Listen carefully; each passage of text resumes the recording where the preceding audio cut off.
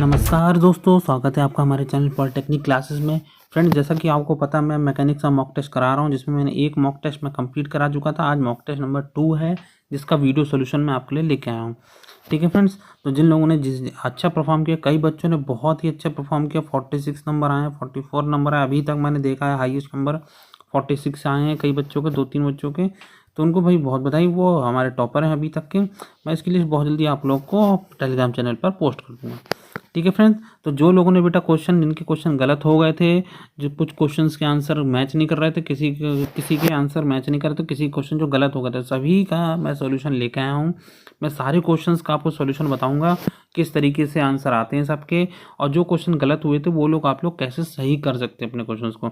तो ध्यान से बने रहिएगा, चैनल के साथ जुड़े रहिएगा और पूरा वीडियो को ध्यान से देखिएगा, जिससे आपको सारी प्रॉब्लम्स अपनी वेरीफाई हो सके, सही हो सके। ठीक है बेटा, तो जिन लोगों ने इससे पुराना मॉक टेस्ट नहीं दिया था, मॉक टेस्ट नंबर 1 जिन लोगों ने नहीं दिया था बेटा, वो लोग वीडियो सॉल्यूशन जाके देख सकते हैं, हमारे चैनल पर अवेलेबल है। आप लोग मैकेनिक्स का जो एमसीक्यू है उसमें आप लोग प्लेलिस्ट खोलिएगा, प्लेलिस्ट में जाके आप लोग देख सकते हैं। बाकी सब्जेक्ट के भी एमसीक्यू हमने कवर किए हैं, आप लोग जाके प्लेलिस्ट में जाकर देख सकते हैं। अपने दोस्तों के साथ शेयर कीजिएगा और बता दीजिएगा कि मॉक टेस्ट चल रहा है।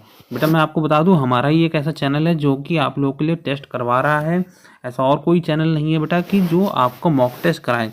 काफ़ी ऐसे चैनल जो पढ़ा रहे हैं आप लोगों को, लेकिन मॉक टेस्ट कोई नहीं करा रहा है।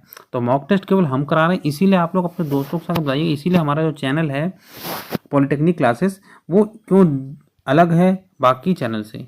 यही रीज़न है बेटा कि हम लोग पूरा क्लासेस भी कवर करते हैं, साथ साथ बच्चों के टेस्ट भी करवाते हैं, जिससे बच्चों की जो प्रिपरेशन है पूरी तरीके से हो सके।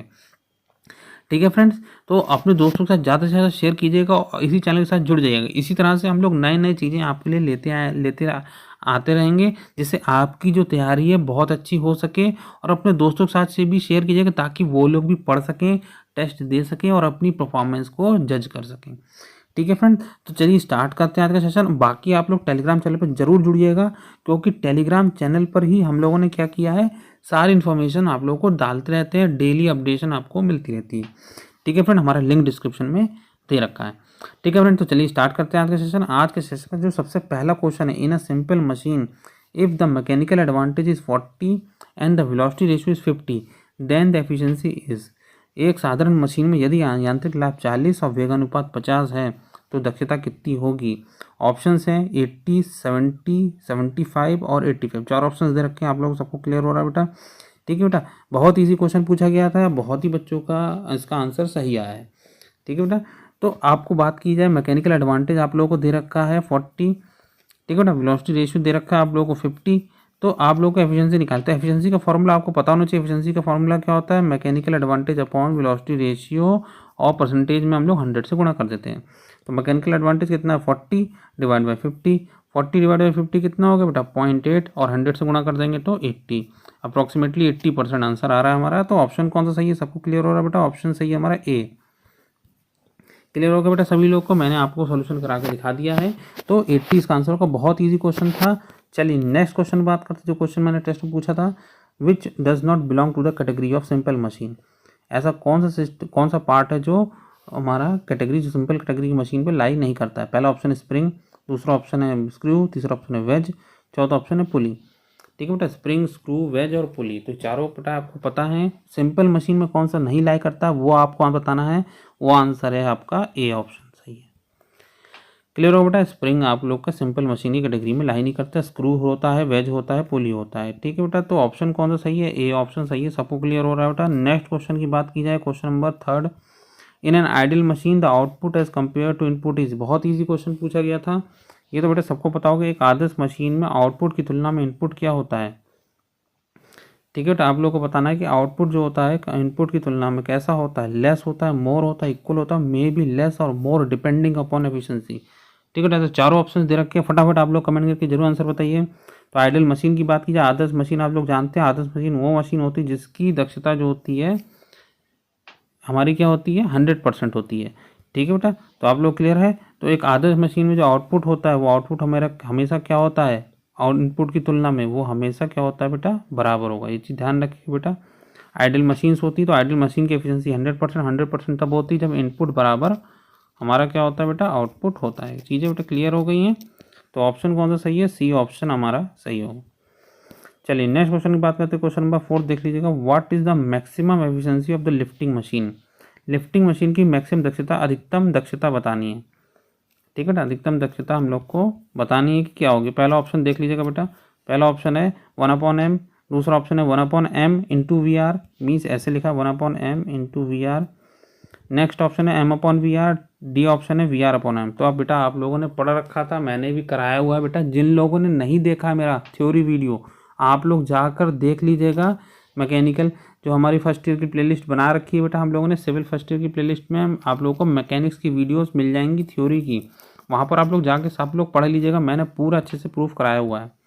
ठीक है ना। मैक्सिमम एफिशिएंसी की बात की है, इसको इसका आंसर क्या होगा, इसका आंसर बी होगा। क्लियर होगा बेटा सभी लोग को, इसका आंसर क्या है, बी है। ठीक है बेटा, क्लियर होगा। चलिए नेक्स्ट क्वेश्चन की बात, question number 5। In an actual machine mechanical advantage is. वास्तविक मशीन में यांत्रिक लाभ क्या होता है।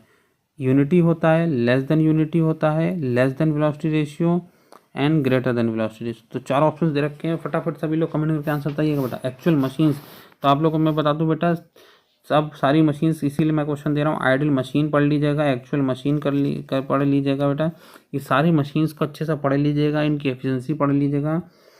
तो अगर बात की जाए यांत्रिक लाभ की, तो यांत्रिक लाभ कैसा होता है, ऑप्शन कौन सा सही होगा, ऑप्शन सी सही होगा। ध्यान रखिएगा बेटा, हमेशा एक्चुअल मशीन की बात करते हैं, एक्चुअल मशीन में जो मैकेनिकल एडवांटेज होता है वो हमेशा क्या होता है, वेलोसिटी रेशियो से कम होता है। ठीक बेटा, क्वेश्चन कौन सा, ऑप्शन कौन सा सही है, ऑप्शन सी ऑप्शन सही है। क्लियर होगा बेटा, जिन लोगों ने सी ऑप्शन लगाया उनका आंसर सही है। नेक्स्ट क्वेश्चन की बात कर रहे हैं। ए मशीन इज वन, मशीन क्या होता है, डेट ट्रांसफॉर्मेशन, गति स्थानांतरित करता है। डज यूजफुल वर्क, उपयोगी कार्य करता है। सी ऑप्शन है have relative motion between the link, लिंकों के मध्य परस्पर गति होना। And D option have a number of member, कई मेंबर होते हैं। ठीक है, तो जल्दी से सभी लोग कमेंट करके आंसर बताइए, मशीन क्या होती है, मशीन क्या काम करती है। अच्छा क्वेश्चन पूछा गया, बहुत ही बेसिक क्वेश्चन पूछा गया था मैंने टेस्ट में, बहुत ही कम बच्चों का इसका आंसर सही है। तो मशीन की बात की जाए, मशीन क्या करती है, यूजफुल वर्क करती है। ध्यान रखिए, उपयोगी कार्य हमारी करती है। ऑप्शन कौन सा सही है, ऑप्शन बी हमारा सही होगा। क्लियर होगा बेटा सभी लोग को। तो मशीन के बारे में बहुत अच्छे से पढ़ लीजिएगा। चैप्टर जो आपका लास्ट चैप्टर था उससे रिलेटेड काफ़ी क्वेश्चन मैंने डाले थे। चलिए नेक्स्ट क्वेश्चन जो मैंने फ्रिक्शन से लेकर आया हूँ। The angle of inclination of the plane at which the body begins to move down through the plane is called. समतल का वह अवनमन कोण जिस पर पिंड समतल से नीचे की ओर गति करना आरंभ कर देता है उसे क्या कहते हैं, angle of friction, angle of repose, both A and B, और एंगल ऑफ प्रोजेक्शन। तो एंगल ऑफ फ्रिक्शन मीन्स घर्षण कोण। ठीक है बेटा, नेक्स्ट अब बात करें विश्राम कोण, angle of repose, both A and B, angle of projection. जल्दी सभी लोग कमेंट करके आंसर बताइएगा अभी कि क्या होगा। तो जो एंगल होता है जिस पर हमारा जो ब्लॉक रखा होता है वो स्लाइड करना शुरू करता है नीचे की ओर, तो वो कहलाता है एंगल ऑफ रिपोज। ये चीज़ ध्यान रखिए बेटा, वो थीटा जो होता है वो एंगल ऑफ रिपोज होता है जिस पर वो स्लाइड करना शुरू कर देता है। ठीक है बेटा, क्लियर हो गया। ऑप्शन कौन सा सही है, बी ऑप्शन क्लियर है। सभी लोग क्लियर, जिन लोगों ने बी ऑप्शन लगाया उनका आंसर सही होगा। Next question, which friction experience by the body when at rest. बहुत सिंपल क्वेश्चन पूछा गया था बेटा। विश्राम की अवस्था में किसी पिंड पर लगने वाला घर्षण कहलाता है static friction, dynamic friction, limiting friction, coefficient of friction. तो जल्दी से सभी लोग कमेंट करके आंसर बताइए। विराम अवस्था में अगर किसी वस्तु पर जो घर्षण लगता है तो वो घर्षण कहलाता है स्थैतिक घर्षण। ठीक है बेटा, स्टैटिक फ्रिक्शन ध्यान रखिएगा, स्थैतिक घर्षण है, यही हमारा आंसर होगा। ए ऑप्शन इसका सही होगा। क्लियर होगा बेटा सभी लोग, बहुत ईजी क्वेश्चन था, सभी को पता होगा। नेक्स्ट क्वेश्चन अच्छा क्वेश्चन पूछा गया था फ्रिक्शन से। The coefficient of friction depend upon, घर्षण गुणांक निर्भर करता है shape of surfaces, strength of surfaces, nature of surfaces and none of these. तो जल्दी से सभी लोग कमेंट करके आंसर बताइएगा क्या होगा इसका आंसर। कोफिशिएंट ऑफ फ्रिक्शन किस पे डिपेंड करता है, शेप पर डिपेंड करता है, स्ट्रेंथ पर डिपेंड करता है, नेचर पे, या किसी पे डिपेंड नहीं करता। तो कोफिशिएंट ऑफ फ्रिक्शन की बात की जाए, कोफिशिएंट ऑफ फ्रिक्शन किस पे डिपेंड करता है, ये डिपेंड करता है नेचर ऑफ सरफेस पे। तो चीज़ें ध्यान रखिएगा बेटा, ऑप्शन कौन सा सही है, सी ऑप्शन सही होगा। ध्यान रखिएगा बेटा, जो सतह का जो नेचर होता है उस पर ये डिपेंड करता है। ठीक है बेटा, क्लियर हो गया सभी लोग को। नेक्स्ट क्वेश्चन जो 10th एग्जाम में पूछा गया था, बहुत सिंपल क्वेश्चन है। The ratio of limiting friction and normal reaction is called. Hindi में देख लीजिएगा, सीमांत घर्षण और अविलंब प्रतिक्रिया के अनुपात को क्या कहते हैं। घर्षण गुणांक, घर्षण कोण, विश्राम कोण, फ्रिक्शन रेजिस्टेंस। तो जल्दी से सभी लोग कमेंट करके आंसर बताइए। इंग्लिश वाले बच्चे भी आप लोग पढ़ लीजिएगा, और क्वेश्चंस बेटा ऐसे ही पूछे गए थे, और जो बेटा क्वेश्चन आपके आंसर नहीं मिल रहे थे, आंसर गलत लगा था, आप लोग फटाफट देखते रहिएगा और आंसर सही लगाते रहिएगा। तो लिमिटिंग फ्रिक्शन और नॉर्मल रिएक्शन जो होती है हमारी, ठीक है, फोर्स बटे नॉर्मल रिएक्शन की बात करते हैं तो ये हमारा म्यू कहलाता है। ध्यान है बेटा, सबको क्लियर है? तो ये आंसर कौन सा होगा? कोफिशिएंट ऑफ फ्रिक्शन, घर्षण गुणांक। ठीक है बेटा, क्लियर हो गया सभी लोग को? ए ऑप्शन सही है, सबको क्लियर हो गया? सभी लोग अपना आंसर मैच करते रहिएगा, जो लोगों ने जो आंसर लगाया होगा वो आपको पता होगा। A body of weight W is placed on a rough incline plane, और 11 देख लीजिएगा, the inclination of the plane with the horizontal is less than the angle of friction, the body will, ठीक बेटा, एक W वजन का जो पिंड होता है वो आनत तल पर रखा है, तल का कोण क्षैतिज के साथ घर्षण कोण से क्या है? कम है, वह पिंड क्या होगा? तो आपको बताना है कि ये क्वेश्चन अच्छा क्वेश्चन पूछा गया था बेटा, बहुत अच्छा क्वेश्चन, लंबा क्वेश्चन पूछा गया था। तो इसके ऑप्शंस की बात की, ऑप्शंस आप लोग देख लीजिएगा। बी इन इक्विलिब्रियम, साम्यावस्था में होगा। मूव अपवर्ड, नीचे की ओर गतिमान होगा। मूव डाउन अपवर्ड, ऊपर की ओर गतिमान होगा। None of these. तो चारों ऑप्शंस दे रखे हैं, फटाफट बेटा आप लोग कमेंट कीजिएगा, आंसर बताइएगा बेटा। तो क्वेश्चंस पढ़ लीजिए बेटा। अगर किसी बॉडी, क्या है, मान लीजिए ये हमारा इंक्लाइन प्लेन है, ये रफ इंक्लाइन प्लेन पे बॉडी है W वेट की, ठीक है बेटा, ये रफ इंक्लाइन प्लेन पे ये बॉडी रखी है W वेट की। इसको क्या है, इसका जो एंगल है वो फ्रिक्शन एंगल से कम है, ठीक है, जो एंगल है वो लेस देन फ्रिक्शन एंगल है, ठीक है ना। तो इस केस में क्या होगा, बॉडी हमारी मूव नहीं करेगी, चीज़ ध्यान रखें, बॉडी अपनी पोजीशन पे फिक्स रहेगी, और या हम लोग कहेंगे इक्विलिब्रियम में होगी, साम्यावस्था में होगी, ठीक है। अच्छा क्वेश्चन पूछा गया था बेटा, आप लोगों ने अगर फ्रिक्शन को अच्छे से पढ़ा रखा होगा तो ये चीज़ें आप लोगों को क्लियर होंगी, ठीक है बेटा। ऑप्शन ए हमारा क्या है, सही होगा। नेक्स्ट क्वेश्चन, जो क्वेश्चन नंबर 12 देख लीजिएगा, हमारा सेंटर ऑफ ग्रेविटी से रिलेटेड क्वेश्चन है।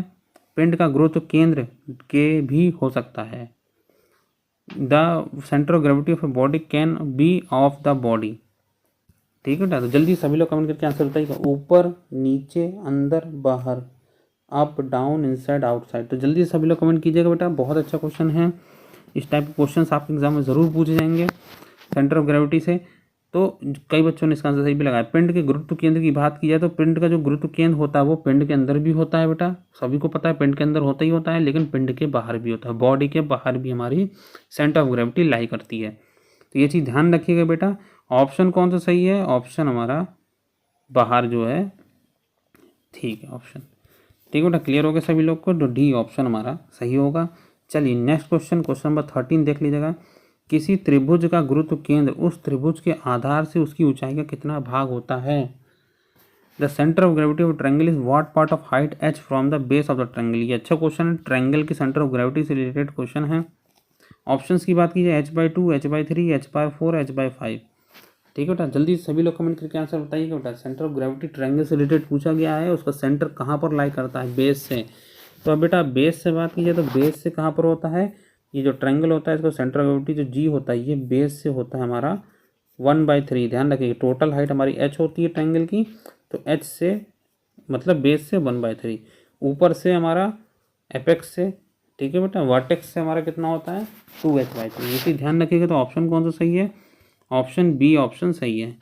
क्लियर होगा बेटा सभी लोगों को कि सेंटर ऑफ ग्रेविटी का ट्रायंगल कहाँ पे लाई करता है? तो नेक्स्ट क्वेश्चन की बात करते हैं, क्वेश्चन नंबर 14 पढ़ लीजिएगा।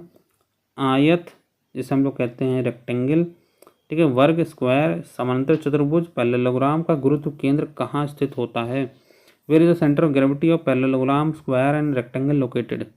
ऑप्शंस हैं, विकर्ण के काटान बिंदु पर, इंटरसेक्शन पॉइंट ऑफ डायगोनल्स, कोनो बिंदु पर, कॉर्नर पॉइंट पर। नेक्स्ट देख लीजिएगा, दो लंबवत रेखाओं के कटान बिंदु पर, intersection of the points of two perpendicular axis, and D option none of the. तो जल्दी से सभी लोग कमेंट करके आंसर बताइए बेटा। बहुत ही अच्छा क्वेश्चन पूछा गया है सेंटर ऑफ ग्रेविटी से, तो आपको पता होना चाहिए, स्क्वायर की बात कर रहे हैं, चाहे रेक्टेंगल की बात कर रहे हैं, चाहे पैरेललोग्राम की बात कर रहे हैं, सबका सेंटर ऑफ ग्रेविटी जो होता है वो उनका जो कॉमन चीज़ होती है, कॉमन पॉइंट होते हैं, उन पे लाई करता है। वो कौन से होते हैं? Intersection point of the diagonal, ठीक है ना। चाहे स्क्वायर आप बनाएंगे, चाहे आप रेक्टेंगल बनाएंगे, और चाहे आप पैरेललोग्राम बनाएंगे, सबका जो डायगोनल्स होते हैं, उनके जो इंटरसेक्शन पॉइंट्स होते हैं, वहाँ पर हमारा सेंटर ऑफ ग्रेविटी लाई करता है। तो चीज़ें क्लियर हो गई बेटा सभी लोग को? ऑप्शन कौन सा सही है? ए ऑप्शन सही है। क्लियर होगा सभी को? तो जिन लोगों को बेटा आंसर नहीं पता होगा, आप लोग आंसर याद रखिएगा। ठीक है बेटा, ये सारे सेंटर ऑफ ग्रेविटी इसलिए मैंने आप लोगों को क्वेश्चन कराया हुआ था, थ्योरी की वीडियोस बनी हुई हैं। आप लोग सेंटर ऑफ ग्रेविटी सभी जितने भी फिगर हैं सारे सेंटर ऑफ ग्रेविटी आप लोग याद रखिएगा। 15 क्वेश्चन, कब केंद्र का गुरुत्व केंद्र एक ही बिंदु पर होता है? When the centre of gravity centroid of the centre of gravity be at the same point. ठीक है बेटा, क्वेश्चन पढ़ लीजिएगा ध्यान से क्या पूछा गया है, क्योंकि बहुत कंफ्यूजन होता है 15 क्वेश्चन में। पहला ऑप्शन है घनत्व समान हो, डेंसिटी सेम, जी का मान समान हो, वैल्यू ऑफ जी सेम, भार समान हो, weight is same. D option है नन ऑफ दी। तो फटाफट बेटा कमेंट कीजिए कब केंद्रक का गुरुत्व केंद्र एक ही बिंदु पर होगा। मीन्स बात कर रहे हैं कि जो सेंट्रॉइड है और सेंटर ऑफ ग्रेविटी है दोनों एक ही पॉइंट पर होंगे। ठीक है, दोनों चीज़ की बात की जाए दोनों एक ही पॉइंट पर होंगे। इसी पॉइंट पर जी होगा, इसी पॉइंट पर सी होगा। ठीक है बेटा, ये कब होता है? जब डेंसिटी जो होती है वो सेम होती है, घनत्व समान होता है। उस केस में क्या होता है, जो हमारा सेंटर और सेंटर ऑफ ग्रेविटी होती है वो एक ही पॉइंट पर लाई करते हैं उस फिगर के। ऑप्शन कौन सा सही है? ए ऑप्शन सही है बेटा। सबको क्लियर होगा बेटा, इस टाइप के क्वेश्चन भी आपके एग्जाम में आने वाले हैं। अच्छा क्वेश्चन था ये। नेक्स्ट क्वेश्चन, वह बिंदु जहाँ किसी क्षेत्रफल का संपूर्ण प्रभाव संकेंद्रित होता है उसे क्या कहते हैं? The point where the entire effect of the area is concentrated is called क्षेत्रफल बिंदु, centre of area, equilibrium, centroid, इनमें से कोई नहीं, नन ऑफ दी। तो फटाफट बेटा कमेंट कीजिए। वह बिंदु जहाँ किसी क्षेत्रफल का संपूर्ण प्रभाव केंद्रित माना जाता है उसे हम लोग कहते हैं सेंटर ऑफ एरिया। ये चीज़ आप लोगों को पता होनी चाहिए बेटा। जब हम किसी क्षेत्रफल का संपूर्ण बिंदु मानते हैं कि क्षेत्रफल का जो केंद्र माना जाता है उसे सेंटर ऑफ एरिया, जिस पॉइंट पे पूरे फिगर का एरिया कंसंट्रेटेड मानते हैं। ठीक है बेटा, क्लियर हो गया सभी लोग को? तो सभी लोग बेटा आप लोग आंसर मैच करते चलिएगा अपने क्वेश्चन से, और सभी लोग देख लीजिएगा कहाँ मैंने गलती की और उसको सही करने की कोशिश कीजिएगा। नेक्स्ट क्वेश्चन है question number 17। 1 kilogram force is equal to 1 kg force जो होता है, 1 kg जो फोर्स होता है वो किसके बराबर होता है? वो होता है हमारा 9.8 न्यूटन। ये चीज़ आप लोग ध्यान रखिएगा, बहुत ईजी था। ठीक है बेटा, आप लोगों को क्लियर होगा। ठीक है बेटा, तो ये चीज़ आप लोग ध्यान रखिएगा, 1 किलोग्राम जो फोर्स होता है वो 9.8 न्यूटन के बराबर होता है। सी ऑप्शन सही है। सभी लोगों को क्लियर होगा बेटा, 1 किलोग्राम फोर्स की बात कर रहे हैं। नेक्स्ट क्वेश्चन, व्हाट इज ऐसा यूनिट। अब ये जो क्वेश्चन आ रहे हैं बेटा ये हमारे चैप्टर 1 से रिलेटेड क्वेश्चन हैं, जिनमें आप लोग इंट्रोडक्शन में जो चीज़ें पढ़ते हैं वही आपकी चीज़ें पूछी गई हैं। यूनिट्स के रिलेटेड पढ़ते हैं, यूनिट और डायमेंशंस, तो वो चीज़ें पूछी गई। तो what is the SI unit of magnetic flux. चुंबकीय फ्लक्स की एसआई इकाई क्या होती है? Weber, Tesla, Henry, lumen. तो आप लोगों को बेटा ये चीज़ें भी पता होनी चाहिए। मैग्नेटिक फ्लक्स आप लोगों ने पढ़ रखा है, मैग्नेटिक फ्लक्स, तो उसकी यूनिट आप लोगों को पता होनी चाहिए। इसकी आंसर की बात की, आंसर कौन सा सही है? ए ऑप्शन सही है, वेबर। ध्यान रखिएगा बेटा, वेबर जिन लोगों ने पढ़ रखा होगा तो उनको आंसर पता होगा बेटा। ठीक है, मैग्नेटिक फ्लक्स वेबर की यूनिट होती है। ठीक है बेटा। नेक्स्ट क्वेश्चन, क्वेश्चन नंबर 19 देख लीजिएगा, टेस्ट में पूछा गया था। What is not a unit of distance. अच्छा क्वेश्चन पूछा गया था बेटा, निम्न में से कौन सी दूरी की इकाई नहीं है? Light year, micron, millimetre, milestone. तो फटाफट बेटा कमेंट कीजिए। तो ये चीज़ें बेटा क्वेश्चंस आप लोगों को पढ़ने पड़ेंगे। डिस्टेंस के आप लोगों को सारी यूनिट पता होनी चाहिए। ठीक है, लाइट ईयर की बात की जाए तो लाइट ईयर हमारा होता है डिस्टेंस की यूनिट। माइक्रोन की बात की जाए तो माइक्रोन भी डिस्टेंस होती है।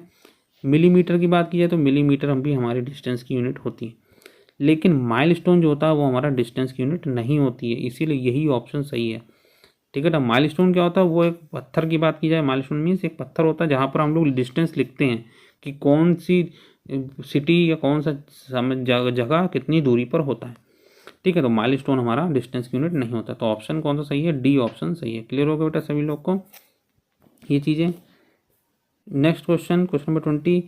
1 kilowatt energy is equal to 1 kilowatt energy किसके बराबर होती है? 1 kilo joule, 100 kilo joule, 3600 kilo joule या 3600 किलो जूल। तो बेटा ये चीज़ें आप लोग क्लियर होनी चाहिए। 1 किलोवाट आर एनर्जी क्या होती है? ठीक है, तो 1 किलोवाट एनर्जी क्या होती है? आर को आप लोग सेकंड में कन्वर्ट कीजिएगा। ठीक है बेटा, तो आर को जब हम लोग सेकंड में कन्वर्ट करते हैं तो 1 आर में कितने सेकंड होते हैं बेटा? 1 आर में 3600 सेकंड होते हैं। तो सीधा सीधा सिंपल हो गया बेटा, 1 किलोवाट आर है मीन्स 1 किलोवाट सेकंड में कन्वर्ट करोगे तो कितना हो जाएगा? 3600 किलो जूल। वाट को अगर लिखेंगे हम लोग जूल पर सेकंड, सेकंड से सेकंड कैंसिल हमारा, तो किलो जूल बचेगा 3600 किलो जूल। तो ऑप्शन कौन सा सही है? डी ऑप्शन सही है। क्लियर हो बेटा सभी लोग को? 1 किलोवाट एनर्जी कितने के बराबर होती है? 3600 किलो जूल। डी ऑप्शन सही है। चलिए नेक्स्ट क्वेश्चन, क्वेश्चन नंबर 21। सभी लोग देख लीजिए, the resultant of 5 coplanar forces can be find by. अच्छा क्वेश्चन पूछा गया था टेस्ट में, बहुत कम बच्चों ने इसका सही आंसर दिया है। 5 की बात की जाए तो पहला ऑप्शन है law of polygon, law of equilibrium, law of parallelogram, Lami's theorem. 4 option दे रखे हैं बेटा, तो आप लोगों को क्लियर होना चाहिए। तो बेटा आप लोगों को ऑप्शन से एलिमिनेट। लैमी थ्योरम की बात की जाए, लैमी थ्योरम 3 फोर्सेस के लिए होता है, ठीक है। पैरेललोग्राम की बात की जाए तो पैरेललोग्राम हमारा कौन सा होता है बेटा, 2 फोर्सेस होते हैं, उनके 2 पैरेलल फोर्सेस होते हैं, ठीक है। इक्विलिब्रियम की बात की जाए तो इक्विलिब्रियम में बेटा वेरिएशंस होता है, 2 या 3 या 4 होते हैं, ठीक है। लेकिन पॉलीगन में क्या होता है, वो हमेशा 5 कोप्लेनर फोर्सेस का यूज़ हम लोग करते हैं, ठीक है बेटा। तो ऑप्शन कौन सा सही है, ए ऑप्शन आप लोग को क्लियर होना चाहिए, ठीक है बेटा। आप देख लीजिएगा जिन लोगों ने जो क्वेश्चन गलत किया होगा उसका आंसर आप लोगों को मिल रहा होगा, ठीक है बेटा। नेक्स्ट क्वेश्चन की बात करें, क्वेश्चन नंबर 22 देख लीजिएगा। नेक्स्ट क्वेश्चन है which is correct regarding the effect of force on a body. वस्तु पर लगाए गए बल के प्रभाव के लिए कौन सा सही है। इंट्रोड्यूसेस इंटरनल स्ट्रेसेस, आंतरिक प्रतिबल का उत्पन्न होना। Balance the other forces acting on it, वस्तु पर लगने वाले अन्य बलों का संतुलन। रिटार्ड्स द मोशन, गति को धीमा करना। And D all are correct. तो जल्दी सभी लोग कमेंट करके आंसर बताइए कि भाई किसी बॉडी पर जब फोर्स लगता है तो उसका क्या प्रभाव होता है, क्या इफेक्ट होता है, कौन सा सही है। 4 ऑप्शन दे रखे बेटा। अच्छा क्वेश्चन पूछा गया था, इस टाइप के क्वेश्चन बहुत आने वाले, बेसिक क्वेश्चन बहुत पूछे जाएंगे बेटा आपके एग्जाम में। तो आप लोग तैयारी करिएगा, अपने दोस्तों के साथ ज़्यादा से ज़्यादा शेयर करते रहिएगा इस वीडियो को, ठीक है। जो बच्चे इस समय देख रहे हैं वो लोग शेयर जरूर कीजिएगा, जिससे सभी फ्रेंड्स पढ़ सकें और तैयारी अच्छे से कर सकें, ठीक है बेटा। तो इस क्वेश्चन की बात की जाए तो इफेक्ट ऑफ फोर्स जो होता है किसी बॉडी पर, वो इंटरनल स्ट्रेसेस को ऑब्वियसली बात है उत्पन्न होती है उसके अंदर। बैलेंसेस द फोर्स, वस्तु पर अन्य बलों का संतुलन भी होता है। और रिटार्ड द मोशन, गति को धीमा भी करता है फोर्स, ठीक है बेटा। तो तीनों ऑप्शन सही है, मीन्स हमारा ऑप्शन जो डी ऑल आर करेक्ट, ये ऑप्शन हमारा सही होगा, ठीक है बेटा। क्लियर हो गया सभी लोग को, डी ऑप्शन हमारा यहाँ पे सही है, ठीक है बेटा। सबको क्लियर हो गया। चलिए next question, question number 23 exam में जो टेस्ट में पूछा गया था। एक प्रक्रम को साम्यावस्था में कहा जाता है जब इस पर कार्यरत सभी बलों का परिणामी डैश हो। फिल इन द ब्लैंक्स बेटा आप लोगों को भरना है यहाँ पे। A system is said to be in equilibrium when the resultant of force acting on it. अब ऑप्शन से आपके ऋणात्मक, नेगेटिव, 0, नेगेटिव, बी अनंत, इन्फिनिटी, सी हमारा क्या है 0, 0 एंड डी ऑप्शन है 1, ठीक है। तो सभी लोग कमेंट करके बताइएगा। एक प्रक्रम, कोई भी प्रोसेस हमारी इक्विलिब्रियम में होती है या कोई सिस्टम हमारा इक्विलिब्रियम में होता है, कब होता है, जब उस पर लगने वाले सभी बलों का जो परिणामी होता है वो हमारा जब 0 होगा, 0 होगा, तभी वो बॉडी हमारी इक्विलिब्रियम पर होती है, साम्यावस्था में होती है, रुकी होती है। ये चीज़ आप लोगों को क्लियर होनी चाहिए। बहुत ही बेसिक क्वेश्चन पूछा गया था। जिन लोगों ने सी ऑप्शन लगाया होगा उनका आंसर पहले से सही होगा। नेक्स्ट क्वेश्चन, क्वेश्चन नंबर 24 पढ़ लीजिएगा। किसी बल निकाय के बल साम्यावस्था में हैं तो उस बल निकाय का परिणामी बल का मान डैश, और परंतु दिशा क्या होती है, डैश होती है। तो फिल इन द ब्लैंक से फिर से बेटा क्वेश्चन आप लोग पढ़ लीजिएगा। किसी बल निकाय के बल साम्यावस्था पर है, मीन्स कोई हमारा फोर्स सिस्टम है, उनके फोर्सेस क्या है, हमारे इक्विलिब्रियम में हैं। तो जो फोर्सेस सिस्टम होगा तो उनका जो रिजल्टेंट फोर्स होगा फोर्स सिस्टम का, उसकी जो वैल्यू होगी क्या होगी, और उनकी जो डायरेक्शन पूछेगी। इंग्लिश वाले बच्चों बेटा इंग्लिश में नहीं लिखा है, आप लोग पढ़ लीजिएगा। विपरीत, बराबर, बराबर बराबर, बराबर विपरीत और विपरीत विपरीत। तो 4 ऑप्शन दे रखे हैं बेटा, आप लोगों को पता होना चाहिए। तो परिणामी बल क्या होंगे, अगर बल फोर्स सिस्टम हैं तो उनके जो फोर्सेस होंगे वो क्या होंगे, बराबर होंगे। लेकिन जो दिशा होगी उनकी कैसी होगी, उनकी जो दिशा होगी वो कैसी होगी, विपरीत होनी चाहिए। एक दूसरे के विपरीत होंगे तभी फोर्सेस कैंसिल आउट होंगे, ठीक है। ऑप्शन कौन सा सही है, ऑप्शन जो हमारा सी ऑप्शन है वो सही होगा। नेक्स्ट क्वेश्चन, क्वेश्चन नंबर 25 देख लीजिएगा। निम्नलिखित में से कौन सा पारिभाषिक शब्द घर्षण बल का विवरण करता है। Which of the following term best describe the friction force. Non contact force, contact force, static force, none of these. 4 option दे रखे, फटाफट कमेंट करके बताइएगा बेटा फ्रिक्शन फोर्स को कौन सा टर्म्स डिस्क्राइब बेस्ट करता है, ठीक है बेटा। बहुत बेसिक क्वेश्चन फ्रिक्शन से रिलेटेड पूछे गया है बेटा, ये चीज़ आप लोग को पता होनी चाहिए। घर्षण बल को कोई भी टर्म डिफाइन करता है तो वो कहलाता है हमारा कॉन्टैक्ट फोर्स, क्योंकि फ्रिक्शन जो होता है बेटा हमेशा कॉन्टैक्ट के कारण ही डेवलप होता है। अगर संपर्क होगा तभी फ्रिक्शन डेवलप होगा, अगर संपर्क नहीं होगा तो फ्रिक्शन डेवलप नहीं होगा। तो जिन लोगों ने बी ऑप्शन लगाया होगा उनका आंसर सही होगा, ठीक है बेटा, तो ये टॉप 225 क्वेश्चंस थे आपके एग्जाम में आए थे, टेस्ट में मैंने पूछे थे। तो जिन लोगों ने आंसर मैच कर लिया होगा, देख लिया होगा कहाँ किनकी कितनी गलती है, आप लोग उसको सुधार करिए, दोबारा पढ़िए एग्ज़ाम के लिए, अच्छे से तैयारी करिए। और मैं उम्मीद करता हूँ आप लोग के एग्ज़ाम में बहुत अच्छे नंबर आएंगे, आपकी प्रिपरेशन अच्छी चल रही होगी। ठीक है फ्रेंड्स, तो इसी तरीके से आप लोग तैयारी करते रहिएगा। और जो लोग हमारे टॉपर्स हैं उनको बहुत बहुत बधाई बेटा, और जो लोग नहीं बने हैं वो लोग आप मेहनत करके नेक्स्ट टेस्ट में कोशिश करिएगा कि अगले टेस्ट में हम लोग अच्छे नंबर लाने की कोशिश करें। ठीक है फ्रेंड्स, तो अपने दोस्तों के साथ ज़्यादा से ज़्यादा शेयर कीजिएगा, सभी दोस्त टेस्ट दे सकें, वीडियोस को दे सकें, अच्छे से तैयारी कर सकें, क्योंकि एग्ज़ाम बहुत पास आ चुके हैं, ज़्यादा दूर एग्ज़ाम अब नहीं रह गए। ठीक है friends, okay, thank you friends.